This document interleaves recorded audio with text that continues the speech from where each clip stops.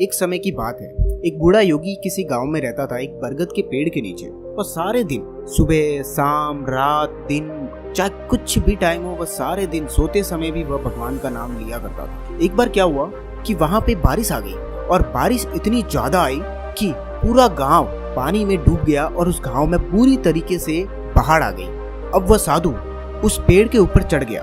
तभी वहां से बहुत सारे लोग निकले और उस साधु को बोले कि तुम भी चलो, हम इस बाढ़ से बाहर दूसरे गांव में जाने वाले हैं, तुम भी चलो। उसने सभी को बोला कि नहीं, मेरे भगवान मेरे को बचाने आ जाएंगे। तभी एक आदमी पीछे से आया और साधु को बोला कि अभी बाढ़ का पानी और आने वाला है, तुम एक काम करो, मेरे साथ चलो, हम दूसरे गाँव चले जाते हैं, जिससे हम दोनों की जान बच जाएगी। उसको भी उस साधु ने बोला कि मेरे भगवान मेरे को बचाने जरूर आएंगे, तुम यहाँ से चले जाओ, मैं मेरा देख लूंगा। बारिश लगातार होती रही और 1 घंटे बाद पानी और ऊपर आ गया। तभी वहां से एक नाविक निकला और उस साधु को बोला कि तुम एक काम करो, मेरी नाव में आ जाओ, मैं तुम्हें बचा लूंगा, हम दूसरे गांव चले जाते हैं, इससे तुम्हारी जान बच जाएगी। तभी साधु ने बोला कि नहीं, मैं नहीं आऊंगा, मेरे भगवान मेरे को बचाने जरूर आएंगे। उस नाविक ने बोला कि तुम यहाँ पे भूखे प्यासे मर जाओगे। बोला नहीं, मुझे मेरे भगवान पे भरोसा है और वो मुझे बचाने जरूर आएंगे। तभी वो नाविक वहां से निकल जाता है।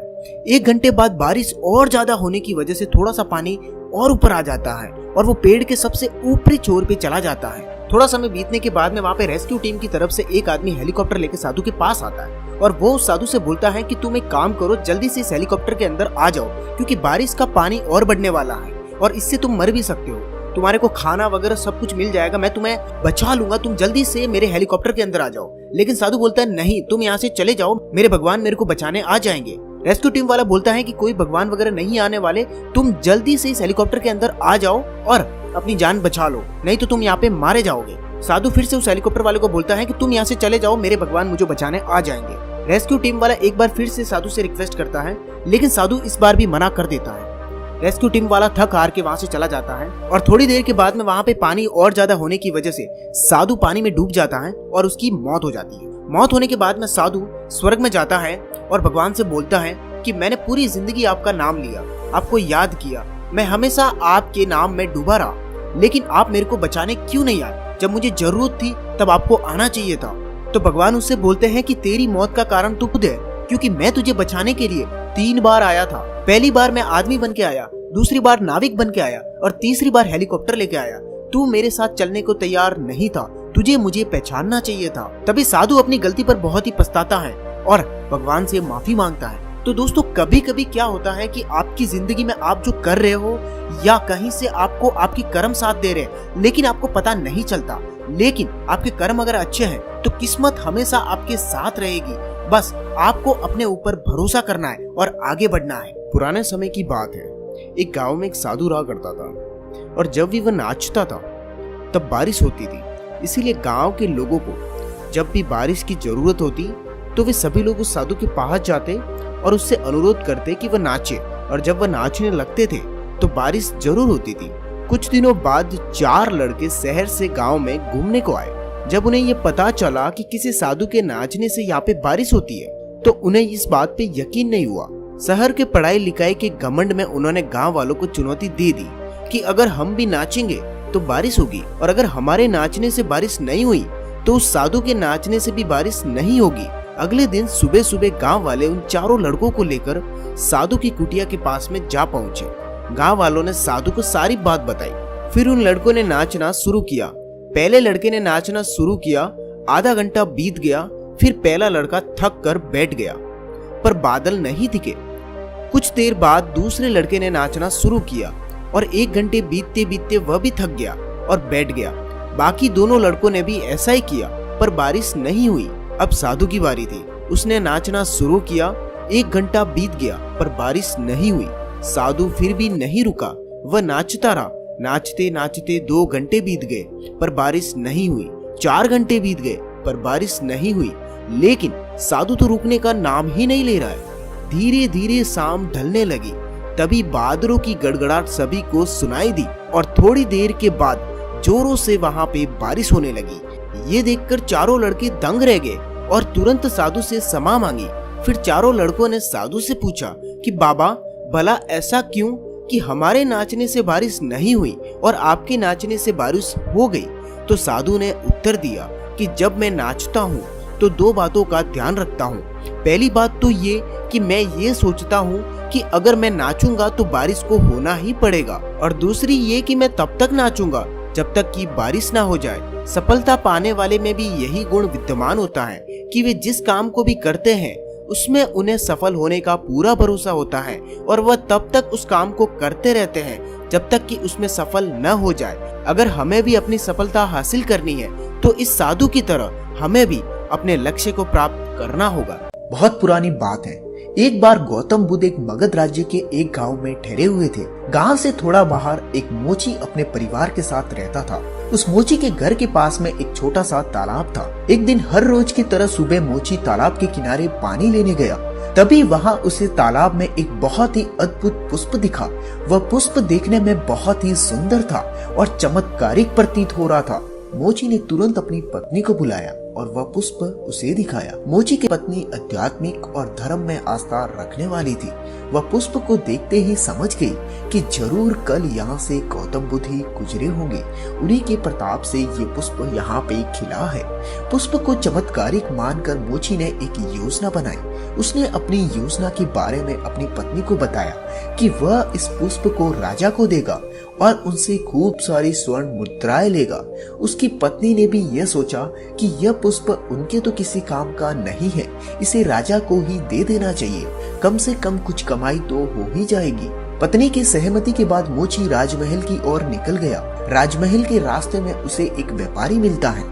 मोची के हाथ में वो पुष्प देखकर वह रुक जाता है। वह मोची से पूछता है कि भाई ये पुष्प लेकर कहाँ जा रहे हो?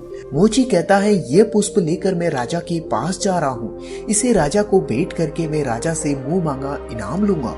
ये बात सुनकर व्यापारी ने मोची को प्रस्ताव दिया कि तुम ये पुष्प मुझे दे दो, बदले में मैं तुम्हें 100 स्वर्ण मुद्राएं दूंगा।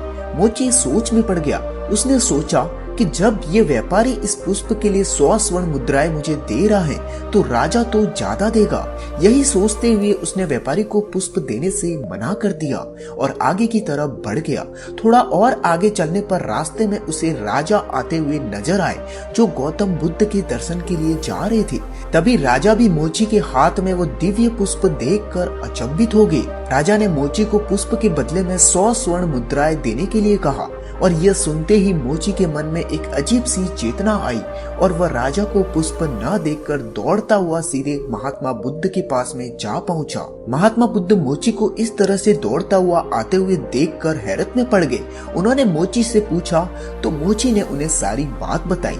इसके बाद मोची ने वह पुष्प गौतम महात्मा बुद्ध के चरणों में अर्पित कर दिया और उनसे कहा कि पहले तो मेरे मन में इस पुष्प को देखकर लालच आ गया था, लेकिन अब मैं समझ गया हूँ कि जिसकी छाया पड़ने से एक पुष्प इतना दिव्य हो सकता है, अगर मैं उसकी चरण में चला जाऊं तो मेरा जीवन धन्य हो जाएगा। इसके बाद वह आजीवन महात्मा गौतम बुद्ध का शिष्य बनकर रहा। ये कहानी हमें ये सिखाती है कि हमारी जिंदगी में हमें बहुत सी चीजें अपनी तरफ आकर्षित करती हैं, लेकिन हमें उनके लालच में न फंसकर अपने ज्ञान का प्रयोग करके जीवन में सही राह को चुनना चाहिए। एक बार की बात है, पुराने चाइना में एक किसान रहता था जो बहुत ही बूढ़ा हो चुका था।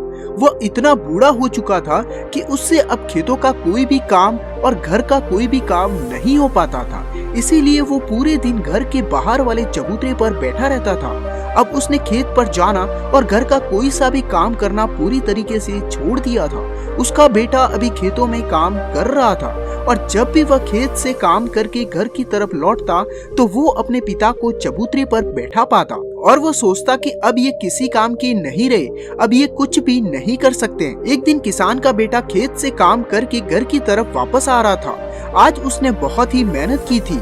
आज वह बहुत ही थका हुआ था और वह जैसे ही अपने घर के पास पहुंचा तो उसने अपने पिता को चबूतरे पर बैठा हुआ देखा। ये देखकर उसने अपने बूढ़े पिता पर बहुत ही गुस्सा आया और उसे इतना ज्यादा गुस्सा आया कि उसने घर के पीछे पड़ी लकड़ियों से एक बड़ा सा ताबूज बनाया और उस ताबूज को वो घसीटता हुआ चबूतरे के पास ले गया और पिता से बोला कि आप इस ताबूज के अंदर लेट जाइए। बूढ़ा किसान बिना कोई प्रश्न किए चुपचाप ताबूज के अंदर लेट गया। बेटे ने ताबूज को बंद किया और उसे घसीटता हुआ खेत के अंतिम छोर तक ले गया।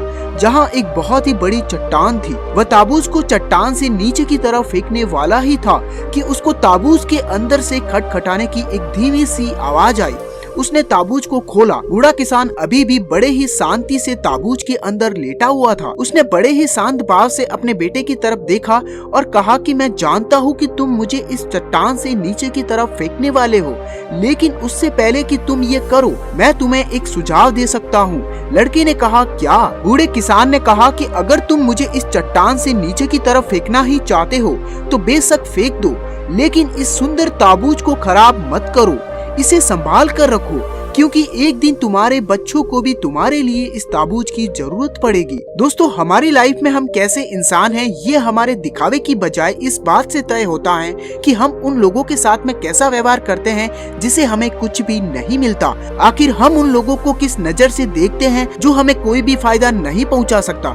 क्या हम उसके साथ भी ऐसा ही व्यवहार करते हैं जिससे हमें फायदा होता है? क्या हम उन लोगों को भी उतनी ही इज्जत देते हैं जितनी हम उन्हें देते हैं जो हमारे काम के हैं? इस बारे में एक बार गहराई से सोचने की जरूरत है। कोशिश करें कि हर इंसान के साथ पूरी इज्जत और गरिमा के साथ व्यवहार करें। एक समय की बात है, एक राजा अपने रथ में एक जगह से दूसरी जगह जा रहे होते हैं, तो रास्ते में आते जाते लोगों को राजा खिड़की से देख रहे होते हैं। तभी उनकी नजर एक आदमी पे जाती है जो लोगों की भीड़ में अकेला बैठा होता है और मन ही मन हंस रहा होता है। उसे देखकर मानो ऐसा लगता है कि वह बहुत ही खुश है, लेकिन उसने फटे पुराने कपड़े पहने हुए और हाथ में कटोरा लिए हुए, इसके अलावा उसके पास कुछ भी नहीं था।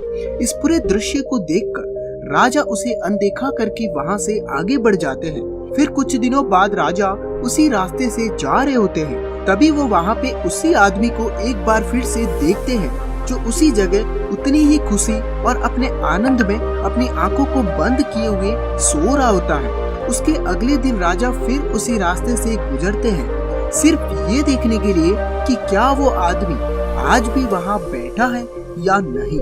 और राजा के उसी जगह पहुँचते ही राजा को वो दृश्य दोबारा देखने को मिलता है और राजा ये दृश्य देखने के लिए हर रोज उसी जगह से आने जाने लगा और हर समय राजा को वो आदमी उतनी ही खुशी और अपने मुस्कुराते हुए चेहरे के साथ वहाँ बैठा दिखता था। एक दिन राजा से रहा नहीं गया और वो अपने रथ से उतरकर उस आदमी के पास गए और उससे राजा ने पूछा कि क्यों तुम हमेशा हंसते रहते हो? मैं तुम्हें हर रोज देखता हूँ कि तुम बहुत ही खुश नजर आते हो। तभी आदमी ने मुस्कुराते हुए राजा को जवाब दिया कि आप बिल्कुल सही कह रहे हो। ये जवाब सुनकर राजा आश्चर्य में पड़ गया और राजा ने उससे पूछा कि तुम इतने खुश क्यों हो? क्या तुम्हारे पास ढेर सारे पैसे हैं? तो उस आदमी ने कहा कि मेरे पास कुछ भी नहीं है, पूरे दिन मुझे थोड़ा बहुत खाने को मिल जाता है। फिर राजा पूछता है कि क्या तुम्हारा कोई घर या परिवार है?